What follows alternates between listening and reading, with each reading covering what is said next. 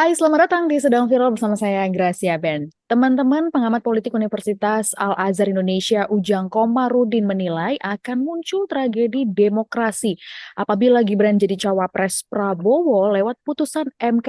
Nah, diketahui MK akan memutus perkara batas usia minimal calon presiden dan juga wakil presiden pada Senin mendatang 16 Oktober 2023. Bagaimana sebetulnya analisa yang bisa kita dapatkan dari isu ini? Saya akan bahas langsung bersama dengan Direktur Eksekutif Indonesia Political Review, Ujang Komarudin. Selamat pagi, Mas Ujang. Sebelum Selamat kita pagi. bahas, sebelum kita bahas soal seberapa besar sebetulnya kemungkinan Gibran dipinang Prabowo, yang ingin saya tanyakan adalah bagaimana Mas Ujang melihat kemungkinan putusan besok ini? Apakah akan mungkin Gibran ini diputuskan eh, bisa melewati batas usia tersebut, Mas Ujang?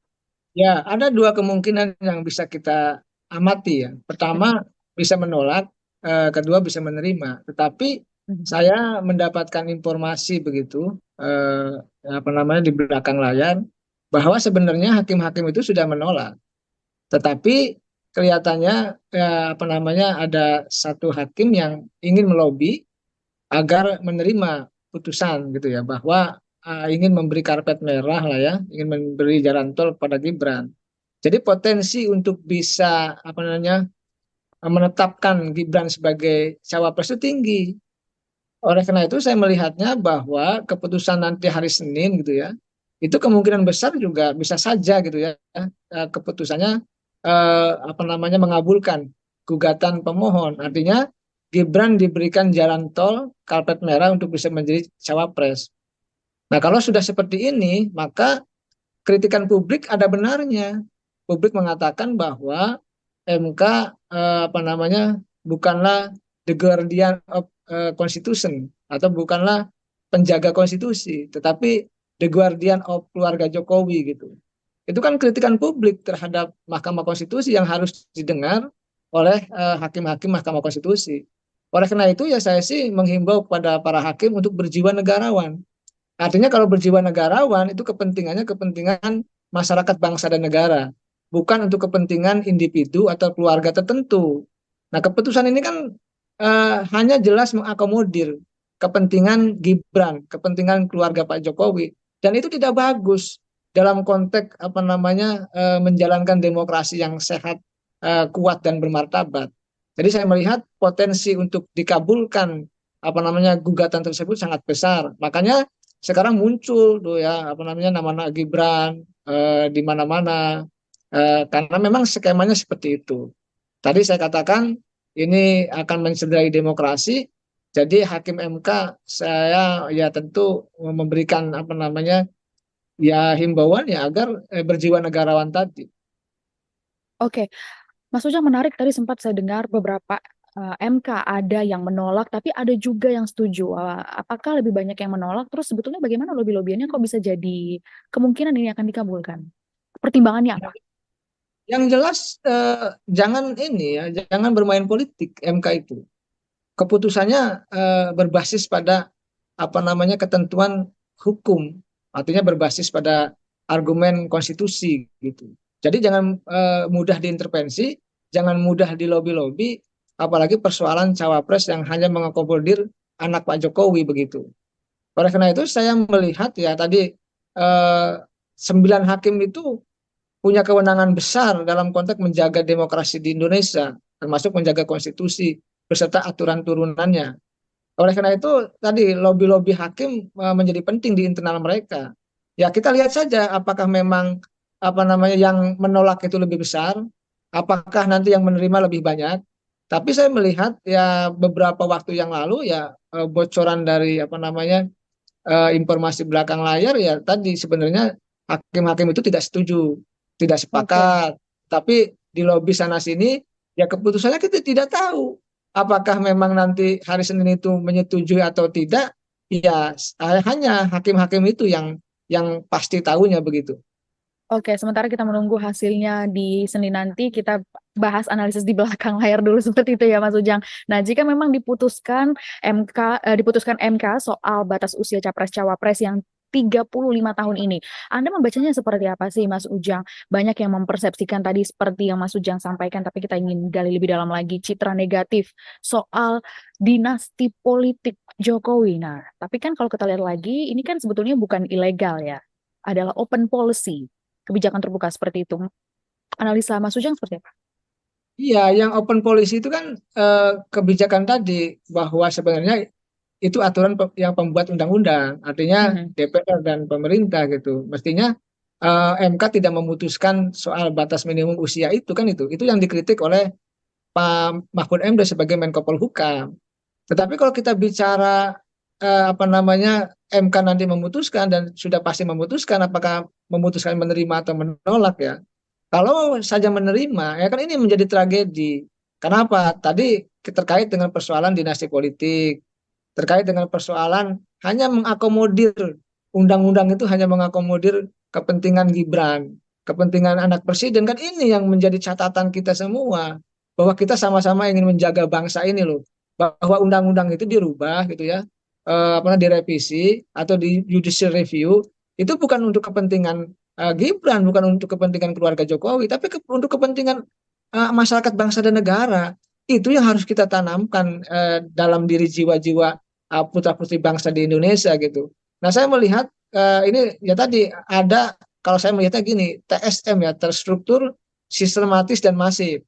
Jadi seandainya misalkan MK memutuskan mengabulkan gugatan itu, artinya Gibran punya kesempatan jadi cawapres, maka ini kan sangat jelas bahwa dulu ada yang judicial review, ada yang menggugat, lalu MK-nya juga misalkan nanti ya putusannya dianggap mengabulkan, lalu juga banyak partai yang mendukung, relawan-relawan juga mendukung, kelompok-kelompok komunitas juga mendukung. Itu kan desain-desain atau rencana-rencana yang sudah apa namanya dibuat, sudah didesain secara masif apa namanya oleh kelompok tertentu sehingga nanti seolah-olah membangun argumen dan pembenaran bahwa sejatinya ya boleh-boleh saja, sejatinya kan tidak dilarang kan itu, sejatinya kan mengikuti aturan keputusan Mahkamah Konstitusi kan itu. Padahal dalam konteks kita melihat apa namanya tadi lanskap politik kita bahwa semuanya sudah diatur, semuanya sudah didesain.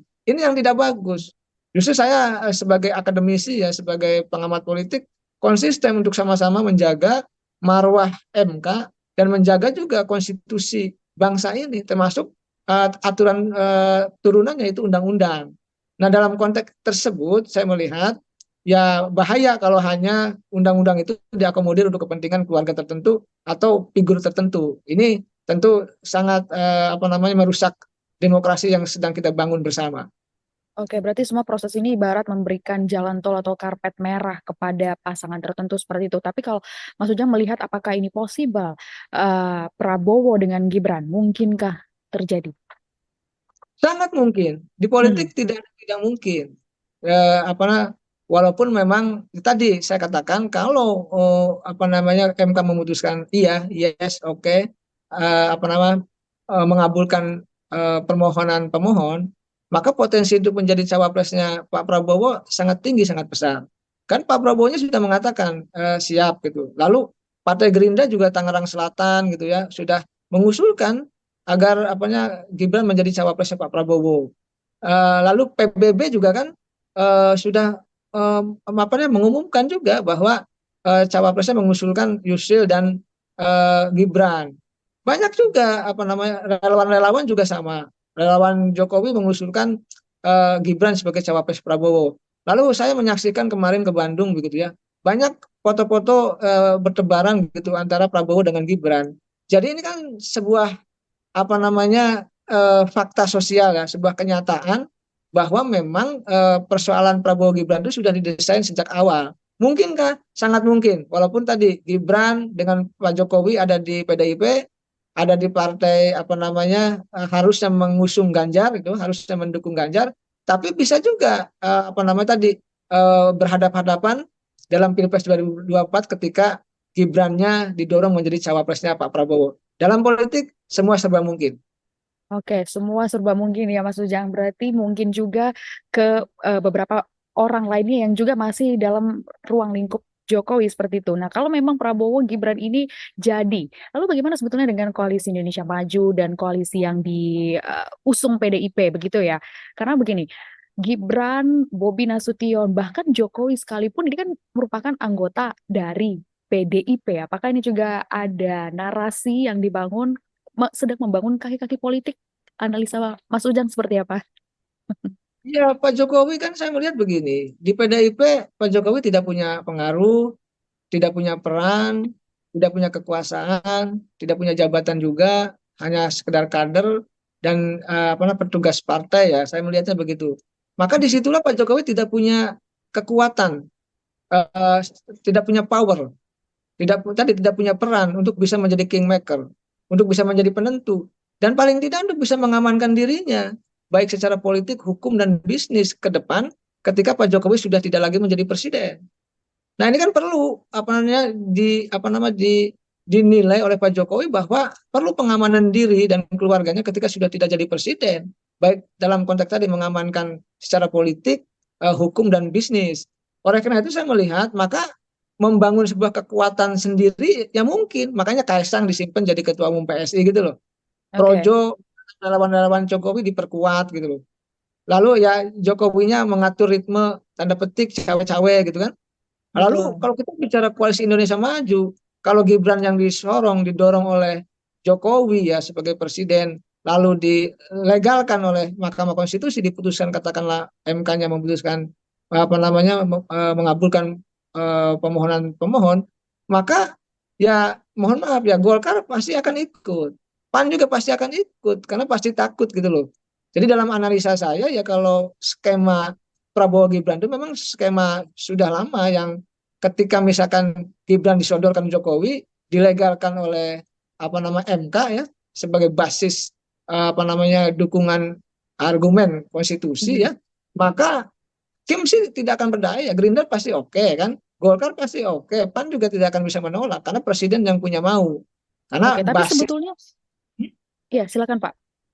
karena basisnya adalah keputusan MK begitu. Nah, lalu kita bicara misalkan koalisi PDIP. Ya memang yang agak patut khawatir PDIP karena tadi Gibran, Jokowi adalah rumahnya di PDIP. Yang keluarga besar PDIP begitu. Tetapi tadi Oke. dalam konteks dia tidak punya kekuasaan, tidak punya power, tidak punya peran, tidak ada kenyamanan ya maka membuat jalur politik sendiri lah kira-kira begitu. Nah, membuat jalur politik sendiri itu salah satunya yang mengusung Gibran Jokowi itu menjadi cawapres. Saya melihatnya seperti itu, Mbak. Oke, Pak, tapi sebetulnya seberapa besar sih pengaruh Jokowi yang katanya ini adalah hanya petugas partai, tidak punya power di PDIP seperti itu? Karena kalau kita lihat juga di koalisi Prabowo, ini ada partai-partai besar juga yang mendukungnya, dan juga ada orang-orang yang sudah lama dalam perpolitikan, seperti itu ya, Pak. Jadi seberapa besar sebetulnya kekuatan Jokowi saat ini kalau Mas Ujang bisa menganalisa? Ada dua. Kalau di PDIP kecil, karena ada Ibu Hmm. Mega ya sebagai apa nama leader center ya, apa namanya pemimpin yang terpusat gitu, yang kuat, yang apa namanya penjaga PDIP lah kira-kira begitu. Jadi akhirnya Pak Jokowi tertutup kalau di PDIP, tidak punya kekuatan apa. Tetapi di luar itu, di luar PDIP, dia sebagai presiden. Presiden itu sangat powerful, bisa mengatur ritme koalisi yang lain kan begitu, bisa mengatur permainan politik gitu. Jadi harus dibedakan kalau di PDIP Pak Jokowi tidak punya peran, tapi di luar PDIP sebagai presiden punya kekuatan yang besar. Makanya dia Kaisangnya dijadikan PSI, ya tadi kekuatan-kekuatan relawan juga didorong, lalu partai-partai koalisi juga ya tanda petik ya diarahkan sana sini begitu. Ya ini kan Oke. menjadi sebuah kenyataan bahwa presiden itu ya selama masih menjabat ya masih kuat, masih punya kekuatan yang besar untuk bisa mengatur ritme permainan politik. Oke, baik. Terima kasih, Pak Ujang. Sudah kami dapat makna dari percakapan kita pagi hari ini. Kita lihat saja, kita tunggu saja hari Senin seperti apa hasilnya yang akan diputuskan dari MK. Sekali lagi terima kasih, Pak Ujang, atas waktunya. Teman-teman bisa menyaksikan Liputan 6 Talk sore ini pukul 7 waktu Indonesia Barat, 7 malam di YouTube Liputan 6 SCTV terkait dengan Prabowo Gibran siapa untung. Karena kita juga akan hadirkan beberapa narasumber, Arya Bima dari PDIP, ada Wihadi Wianto, juru bicara tim pemenangan Prabowo, Ahmad Khairul Umam, dan juga ada pengamat media sosial Asrari Puwadi. Saya Gracia Bern, terima kasih, selamat beraktivitas, sampai jumpa.